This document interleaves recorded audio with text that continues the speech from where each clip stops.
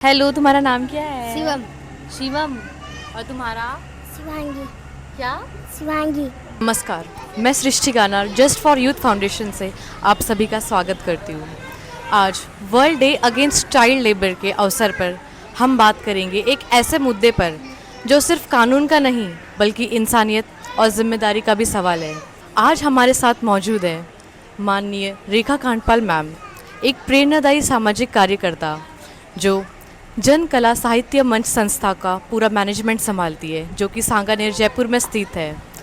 Ma'am ने लगभग अपने 20 वर्ष बच्चों की सेवा में समर्पित किए हैं। पिछले 2 दशकों से वे निरंतर बच्चों की सुरक्षा और सम्मान के लिए समर्पण भाव से कार्य कर रही है। उनका यही समर्पण अनेक बच्चों के जीवन में सिर्फ बदलाव लेकर नहीं आया है, बल्कि समाज में एक प्रेरणा का स्रोत भी बन चुका है। आज हम जानेंगे इस प्रेरणादायी सेवा यात्रा के बारे में। मैम, सबसे पहले आप हमें ये बताइए कि आपको सोशल वर्क की जर्नी आपने कैसे शुरू की और आपको प्रेरणा कहाँ से मिली? ये प्रेरणा मुझे मेरे पिताजी से मिली। मेरे पिताजी एक बहुत समाज सेवा करते थे। हालांकि वो किसी ऑर्गेनाइजेशन से या किसी से जुड़े हुए नहीं थे, पर वो अपने आप में ही एक ऑर्गेनाइजेशन थे कि उनको करना है तो करना है, चाहे रात के 2 बजे चाहे 4 बजे। हमारी एक कॉलोनी जो थी उसमें अगर कोई भी बच्चा बीमार होगा, बड़ा बीमार होगा, तो मेरे पिताजी की मौजूदगी वहाँ ज़रूरी होती थी। कई बार मम्मी की इस बात पे बहस भी हो जाती थी कि और लोग भी तो हैं, आप वहाँ पे। तो पापा हमेशा यही कहते थे कि मेरी जगह तो मैं ही हूँ ना, मेरी जगह कोई दूसरा थोड़ी है वहाँ पे। तो बाद में जैसे जैसे मैं बड़ी होती गई तो मुझे ऐसे लगा कि यार वाकई में पिताजी कुछ तो काम अलग करते थे दुनिया से।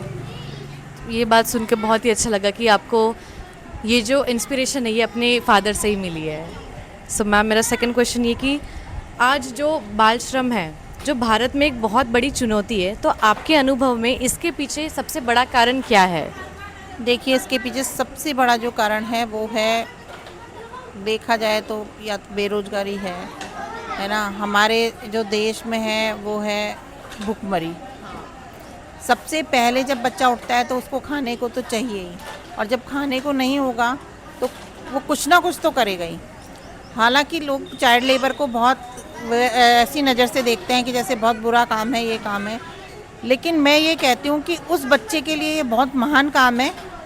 जो जिनके पिता अमीर होते हैं वो बच्चे बिगड़े हुए होते हैं, कहीं ड्रग्स ले रहे हैं, कहीं शराब पी रहे हैं, पर उस बच्चे का नज़रिया देखो कि उसके घर में भुखमरी है या गरीबी है तो वो कमाने की सोच रहा है। वो 11-12 साल का बच्चा ये सोच रहा है कि मैं अपने परिवार का पेट कैसे पालूँ।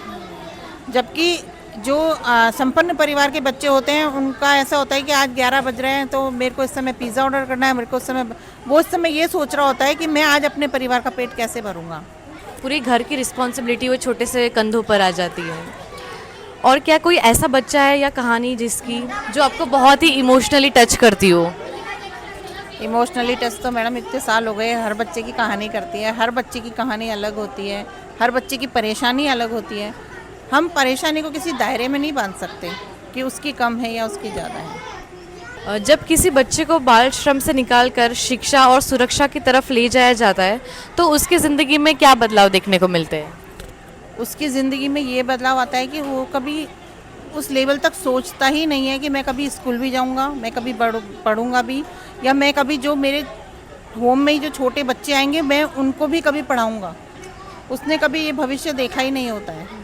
तो अभी भी जैसे चाइल्ड लेबर जो बच्चे हमारे बड़े हो गए हैं, वो अभी कुछ BA B.Ed कर रहे हैं, कुछ ITI कर रहे हैं, तो वो उस लेवल तक अब उनकी सैलरी अगर 30-35 हज़ार है तो वो कई बार ये भी कहते हैं, आपस में डिस्कस करते हैं, हम लोग बैठते हैं तो वो यही कहते हैं कि हमने कभी सोचा नहीं था ऐसा कि हमको एक तरह से ऐसा भी हुआ कि हमको अपने वही परिवार से वो लोग दूर आए, रेस्क्यू किए गए, लेकिन जब उनके परिवार की स्थितियां देखी तो उनको एक होम भी मिला रहने के लिए, तो उनको एक प्लेटफॉर्म मिला। तो वे कहते हैं कि वो जो प्लेटफॉर्म हमें मिला ना, शुरू में हमारे ज़िंदगी के 2-4 साल हमारे को ऐसा लगा कि हम क्या ही कर रहे हैं यहाँ पे। गांव की ज़िंदगी कितनी आज़ाद थी, खेतों में घूमते थे, लेकिन जब अब आज वो कुछ बन गए हैं तो वो ये कहते हैं हम गाँव में होते तो शायद वापस चाइल्ड लेबर से रेस्क्यू कर दिए जाते, फिर वापस हम चाइल्ड लेबर ही बन जाते। लेकिन अब हमें प्लेटफॉर्म मिला है तो अब हम उस जगह पर हैं कि हम 4 बच्चों को और पढ़ा सकते हैं। और जैसा कि आप कह रही थी कि आपने उन चाइल्ड लेबर वाले बच्चे को रेस्क्यू किया जो कि अभी अपने पैरों पे खड़े हो चुके हैं, तो वो कैसे आप तक पहुँचे या आप उन तक कैसे पहुँची? देखिए, उसके लिए ऐसा होता है कि पहले हमारे को बच्चा आइडेंटिफाई करना होता है कि बच्चे हमारी भी एक टीम होती है पूरी, वो कहती है कि भाई यहाँ पे चाइल्ड लेबर बच्चे हैं, तो हमको उनका वीडियो हम मतलब एकदम से एएसटीयू की टीम हमारे साथ ऐसे ही नहीं जाती है, हमें उन्हें एविडेंस देना पड़ता है कि हाँ यहाँ पे चाइल्ड लेबर हो रहा है, तो हमें उनकी वीडियो बनानी पड़ती है, हमको उनकी वीडियो दिखानी पड़ती है। उसके बाद पूरी पुलिस की टीम जाती है थाने से हमारे साथ, फिर हम बच्चे को रेस्क्यू कराते हैं। पर उसमें हमारा बहुत रिस्की काम होता है कि मतलब बच्चे को आइडेंटिफाई करने से लेके हमारे पास एविडेंस तक, वो बहुत रिस्की काम होता है। मैम, आपके एनजीओ ने चाइल्ड लेबर को रोकने के लिए और बच्चों के अधिकारों की रक्षा के लिए कौन कौन से प्रभावशाली कदम उठाए हैं? हमारी एनजीओ के पास 1098 जो चाइल्ड हेल्पलाइन है, वो जब से इंडिया में आई थी तब से लेके और जब तक गवर्नमेंट ने वापस नहीं ले ली तब तक उनके पास 1098 रही है। तो उस 1098 के तहत बच्चों को, कितने ही बच्चों को रेस्क्यू कराया है, मतलब उसकी सीमा ही नहीं है, हम उसका एक आंकड़ा सीमित दे ही नहीं सकते। लेकिन आने के बाद और बच्चों को सेटल होने के बाद लगभग 50 से 55 हज़ार बच्चों की घर वापसी की गई है। और मैम, यहाँ पे बच्चों की दिनचर्या क्या है रोज़ की? अपना घर की, हाँ, अपना घर की, ये फाउंडेशन की आपकी, कि सुबह उठने से लेकर तो रात सोने तक, और क्या क्या इनको सुविधाएं प्राप्त है यहाँ पे? बच्चों को सुविधाएं तो सारी प्राप्त हैं, जो एक बच्चे को घर में सुविधाएं होती हैं वो सारी उनको मिलती हैं। और लाइक दिनचर्या, लाइक बेसिकली क्या करते हैं, उनका टाइम टेबल क्या है? टाइम टेबल तो मॉर्निंग में ये नाश्ता करते हैं, उसके बाद ये सवेरे सबसे पहले नहाने धोने के बाद मॉर्निंग में नाश्ता किया इन्होंने। नाश्ता करने के बाद जो इनको स्कूल का होमवर्क मिला हुआ है वो सब हमारे मॉर्निंग में जो सर रहते हैं वो सब देखते हैं कि ये होमवर्क कहाँ तक हुआ है, कहाँ तक कंप्लीट हुआ है। उसके बाद फिर वो एक लिस्ट होती है हमारे पास कि इस बच्चे ने यहाँ तक का होमवर्क कर लिया तो उससे आगे का अब मुझे करवाना है, कि फिर मैं बच्चे को देखूंगी कि हाँ भाई उसने किया भी है या नहीं किया है। स्कूल के अलावा फिर हमारा एक अलग से होमवर्क चलता है और हम जो बच्चा जिस चीज़ में आगे है उसकी एक अलग से क्लास चलाते हैं, कि जैसे हमारी बच्चियाँ हैं वो मेहंदी अच्छी कर रही हैं या ड्राइंग अच्छी कर रही हैं, तो उनको उस चीज़ में भी थोड़ा सा आगे प्रोत्साहित किया जाता है एजुकेशन के अलावा, क्योंकि आजकल इस चीज़ में भी काफ़ी अच्छा स्कोप है। हम ये नहीं कहेंगे कि नहीं ये तो एकदम गांव का काम है, आप मत करो, बहुत अच्छा काम है ये भी। और उसके बाद तकरीबन 1 से 1:30 बजे तक ये बच्चों का लंच होता है। लंच के बाद हमारा 3 से 4 बजे एक अल्पाहार नाम दिया गया है हम उसमें का, तो अल्पाहार होता है और उस बीच में बच्चे टीवी देखना या दिन के खाने के बाद सोने वाले बच्चे सो जाते हैं या ड्राइंग करने वाले बच्चे ड्राइंग करते रहते हैं। उसमें कोई बाउंडेशन नहीं है कि नहीं सबको सोना ही है, ऐसा नहीं है। और फिर बच्चे घर चले जाते हैं या कुछ या सभी बच्चे यहीं सोते हैं या? नहीं, कुछ बच्चे घर जाते हैं और कुछ जो हमारे पास जो बचपन से ही जो बच्चे रहे हैं वो हमारे पास ही रहते हैं। मैम, आजकल के युवाओं को लगता है कि वो अकेला समाज नहीं बदल सकता, तो आप उन्हें क्या संदेश देना चाहेंगी?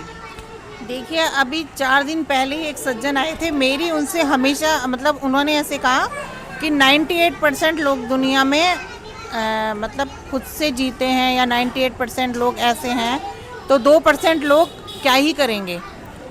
तब मेरी उनकी इसी बात पे बहस हुई थी कि जो बदलाव लाते हैं वो 2% लाते हैं, 98% कभी बदलाव नहीं लाते हैं। तो बदलाव तो 2% ही लाएंगे। तो आप युवाओं को क्या संदेश देना चाहेंगी कि जो जिनमें कुछ जुनूनियत है, कुछ कर दिखाने की, समाज बदलने की, तो उन्हें प्रोत्साहित करने के लिए आप क्या संदेश देना चाहेंगी?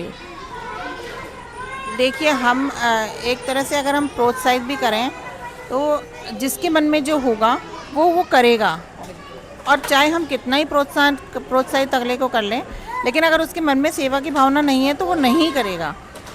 तो ये हमेशा से हुआ है कि पढ़ने वाले बच्चे का ही पढ़ाई में मन लगता है, नहीं पढ़ने वाले बच्चे का कभी पढ़ाई में मन नहीं लगा है।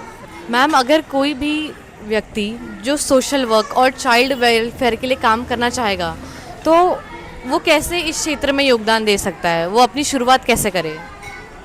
शुरुआत तो वो किसी ऑर्गेनाइजेशन से जुड़े। अगर वो सेल्फ भी करना चाहता है तो बच्चा है, अगर वो चाइल्ड लेबर उसको कहीं दिख रहा है तो उस बच्चे की अच्छे से काउंसलिंग करे, अच्छे से बताए कि ये आपका भविष्य नहीं है, आपका भविष्य इससे बहुत ऊपर है, बस आपको आगे आने की ज़रूरत है, ये काम छोड़ने की ज़रूरत है। देखिए हमको हम ज्ञान कहीं से भी दे सकते हैं, ज़रूरी नहीं है कि वो किसी ऑर्गेनाइजेशन से ही जुड़ा हो, है ना। इंडिविजुअली भी हम बच्चे को समझा सकते हैं। वो एक दिन नहीं समझेगा बच्चा, क्योंकि एक दिन में क्या होता है कि उसको जिस दिन वो समझ रहा है उसको पैसे नहीं मिल रहे हैं समझने के, लेकिन जहाँ वो काम कर रहा है उसको पैसे मिल रहे हैं। तो बच्चे के दिमाग में ये रहता है कि अगर मैं यहाँ पे काम कर रहा हूँ तो मुझे पैसा मिलेगा। लेकिन अगर हम उसको धीरे धीरे समझाएं कि शिक्षा का इतना महत्व है, देख अगर आज मैं चाइल्ड लेबर करता तो शायद मैं यहाँ पर नहीं होता, आज मैं तुझे शिक्षा दे सकता हूँ, तो बस पढ़ने के लिए हाँ बोल दे। तो ये सब चीज़ें अगर बच्चे की अच्छे से काउंसलिंग की जाए तो बच्चा चाइल्ड लेबर से हटके शिक्षा की ओर जा सकता है, और शिक्षा की ओर जाके हो सकता है कि जो आज वो समझा रहा है वो आगे आने वाली पीढ़ी में उस 100 बच्चों को वो बच्चा समझाए।